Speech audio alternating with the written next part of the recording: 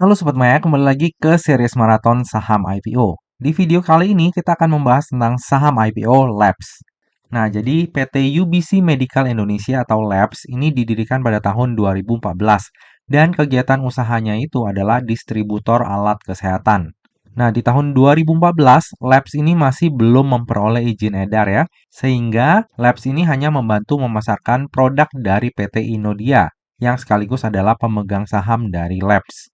Lalu di tahun 2016, Labs ini memperoleh izin penyalur alat kesehatan dari Kementerian Kesehatan serta izin edar atas dua produk utama alat kesehatan, yaitu dari Chiagen dan juga Perkin-Elmer. Labs berfokus pada penyediaan alat kesehatan diagnostik in vitro atau instrumen dan juga reagen, yang merupakan solusi untuk mendeteksi penyakit menular dan kelainan bawaan. Sepanjang tahun 2017 hingga tahun 2021, Labs ini mulai mengembangkan bisnisnya dengan menyasar pelanggan dari segmen pemerintahan, antara lain Litbangkes, Kementerian Kesehatan, dan Kementerian Pertahanan. Di mana setelah itu Labs berhasil menjadi pemasok alat kesehatan untuk program-program pemerintah. Di tahun 2022, Labs terus mengembangkan bisnis dan intensitasnya ya dalam memasarkan produk kepada pelanggan segmen pemerintahan. Labs ditunjuk menjadi pemasok pengadaan alat screening bayi di 7 laboratorium rumah sakit vertikal Kementerian Kesehatan. Lalu di tahun 2023 oleh Direktorat Kesehatan Keluarga untuk program SHK atau Screening Hipotiroid Kongenital. Di tahun 2023, Labs juga berhasil melakukan penjualan alat kesehatan kepada Dirjen P2PTM dalam rangka program screening HPV atau kanker serviks dan juga Dijen P2PML atau pencegahan dan pengendalian penyakit menular langsung dalam rangka program screening TB untuk Indonesia Bebas TB 2030. Untuk lebih detailsnya ini adalah produk yang didistribusikan oleh Labs. Ada instrumen dan juga reagen. Untuk cara pemasarannya terbagi menjadi tiga. Yang pertama penjualan langsung, kedua kerjasama operasional, dan ketiga adalah tender ataupun pengadaan. Nah, untuk instrumen ini adalah peralatan, mesin, dan analyzer yang dilakukan di laboratorium, di mana fungsinya itu adalah mengolah spesimen atau sampel biologis untuk mengukur dan memeriksa kadar zat atau kandungan tertentu. Sementara consumable dan reagen ini pengertiannya kayak gini ya. Consumable itu alat-alat medis sekali pakai. Sementara untuk reagen ini adalah reaksi kimia yang digunakan dalam suatu uji laboratorium untuk mendeteksi, mengukur, memeriksa, dan menghasilkan zat lain. Lebih details untuk produknya bisa kita lihat di sini ya Sobat Maya. Ada kayak TB management, terus newborn screening, lalu ada HPV, DNA test, lalu ada infectious disease. Detailsnya bisa Sobat Maya baca di sini ya. Lalu ada juga alat PCR real time, lalu ini ada extraction kit, lalu ada all-in-one GP workstation. Jadi produknya ya lumayan beragam ya Sobat Maya. Nah, untuk pemasaran dan distribusinya, saat ini Labs sudah menjangkau 13 wilayah di Indonesia. Detailsnya ada di sini, di titik-titik ini ya Sobat Maya. Lalu untuk pemasarannya sendiri, Labs ini menyasar baik pelanggan swasta maupun pemerintah. Detailsnya juga bisa Sobat Maya lihat di sini. Nah, ini rekanan yang bekerja sama, ada kayak Prodia juga, Biotes, Diagnos, lalu ada pemerintah juga nih Sobat Maya. Bisa dilihat di sini ya. Oke, lalu kita melihat laporan keuangan ataupun laba rugi dari Labs. Di tahun 2021, pendapatannya ini lebih tinggi ya dibandingkan dengan tahun 2022. Kemungkinan karena di tahun 2021 ini masih dalam masa pandemi COVID ya Sobat Maya. Jadi butuh alat kesehatan lebih banyak. Di tahun 2022 pendapatannya turun dan di tahun 2023 kembali naik nih Sobat Maya untuk pendapatannya. Sementara kalau misalnya kita lihat dari sisi laba bersih, walaupun di tahun 2021 itu pendapatannya tinggi, tapi ternyata labanya kecil ya Sobat Maya, hanya 308 juta. Hal ini dikarenakan lumayan banyaknya beban-beban yang ditanggung oleh Labs ya Sobat Maya. Lalu di tahun 2022, laba bersihnya itu naik menjadi 2,8 miliar, lumayan signifikan. Dan di tahun 2023, walaupun pendapatannya naik, ternyata laba bersihnya malah turun tipis. Dari sisi laba bersihnya, ini net profit marginnya agak kecil ya Sobat Maya kalau kita lihat di sini. Jadi menurut saya pribadi agak kurang menarik ya. Tapi kalau misalnya kita lihat dari sisi segmen pendapatannya, ini segmen pendapatan dari pemerintah ini semakin naik ya dari tahun ke tahun Sobat Maya. Dan kemungkinan besar kalau memang perusahaannya ini oke ya dan proyek dari pemerintah itu makin banyak ke depannya, ya bukannya nggak mungkin ya Labs ini jadi perusahaan yang lebih bagus lagi di masa mendatang. Cuma untuk saat ini saya pribadi kayaknya kurang menarik ya. Oke, lalu ini adalah para pemegang saham dari Labs. Untuk kepemilikan saham terbesar itu dimiliki oleh PT Optel Investama Mulia ya, sebesar 87,98%. Lalu di IPO-nya Labs ini juga akan ada lock-up period ya Sobat Maya, selama 8 bulan dari semenjak Labs ini listing di bursanya kita. Yang nggak kena lock-up itu cuma PT Inodia, yang udah jadi pemegang saham dari semenjak Labs ini berdiri. Nah, untuk detail struktur kepemilikan sahamnya, Sobat Maya bisa lihat di sini. Ada investor asing juga ya di sini ya kalau kita perhatikan nih Sobat Maya. Lalu salah satu hal yang menarik di IPO-nya Labs ini juga adalah komisaris independen dari Labs Sobat Maya. Kalau misalnya Sobat Maya lihat untuk riwayat pekerjaan dari Pak Suyanto ini keren-keren ya Sobat Maya. Salah satunya sekarang masih menjadi staf khusus Kabin, lalu juga menjadi komisaris di BRIS.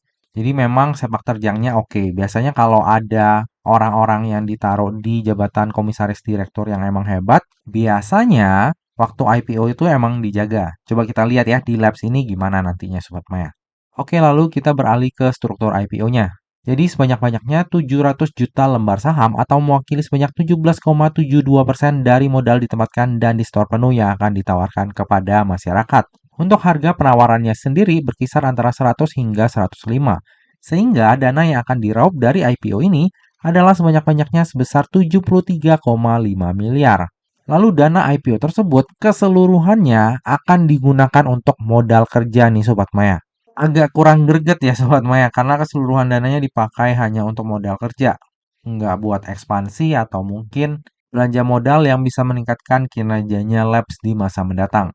Oke, lalu kita lihat laporan keuangannya. Dari sisi aset ini terus meningkat ya dari tahun ke tahun nih Sobat Maya. Lalu jika kita lihat dari sisi liabilitas ini dari tahun 2021 ke tahun 2022 terjadi penurunan ya. Namun di tahun 2023 terjadi peningkatan lagi yang cukup signifikan. Dan jika kita lihat dari sisi ekuitasnya nih Sobat Maya, dari tahun 2021 ke tahun 2022, ekuitasnya ini naik sangat signifikan ya. Namun di tahun 2023 hanya naik sedikit aja. Nah, bagi Sobat Maya yang concern terhadap daftar efek syariah, jika kita lihat dari sisi rasio utang dan juga sektor usahanya, maka Labs ini akan masuk ke dalam daftar efek syariah. Oke, lalu yang akan menjadi underwriter di IPO-nya Labs ini adalah Lotus Andalan Sekuritas atau dengan kode brokernya YJ. Nah, untuk track record YJ dalam mengawal saham IPO cukup bagus ya Sobat Maya. Hanya satu saham doang yang ditutup di ARB. Dan itu adalah hebat dan dia juga berada di papan akselerasi. Selebihnya itu berhasil satu kali arah. Chip ini diakselerasi berhasil 4 kali arah dan MCAP ini 2 kali arah. Lalu di periode kali ini, YJ juga akan mengawal saham IPO Blast ya. Nah, apakah YJ dalam mengawal saham IPO Blast dan juga Labs ini bakalan bagus? Mari kita tunggu aja ya. Oke, lalu berikut ini adalah valuasi dari Labs di rentang harga IPO-nya yaitu di antara 100 hingga 105. Nah, jadi jika nantinya Labs ini listing di harga terendahnya yaitu di harga 100, maka PI-nya itu akan berada di 180,41 kali dan PBV-nya di 3,31 kali dengan market cap sebesar 395 miliar.